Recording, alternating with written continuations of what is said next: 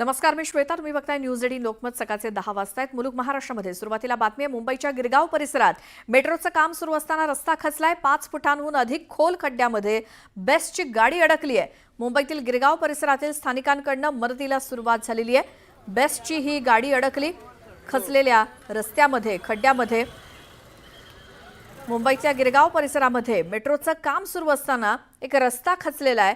5 फुटांपेक्षा जास्त खोल खड्ड्यामध्ये बेस्टची एक गाडी अडकली आहे आणि मुंबईच्या गिरगाव परिसरातील स्थानिकांकडून आता मदतीला सुरुवात झालेली आहे.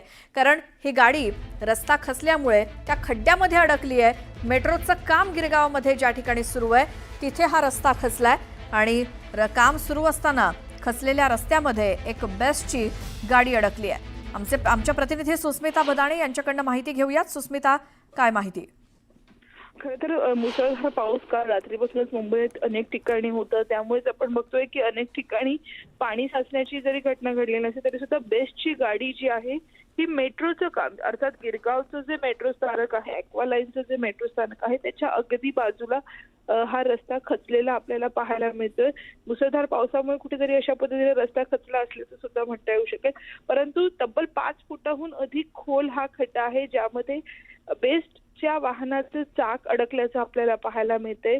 स्थानिक स्तरावरती मदत कार्य हे करण्यात आलेलं आहे, परंतु गेल्या काही दिवसांमध्ये आपण बघितलं तर रस्ता खचण्याच्या घटना या अधिक वाढलेल्या आहेत आणि त्यातही मेट्रो स्थानकाच्या अगदी बाजूला असणाऱ्या या रस्त्याला अशा पद्धतीचं स्वरूप प्राप्त झाल्याने सुद्धा चिंता व्यक्त केली जात आहे.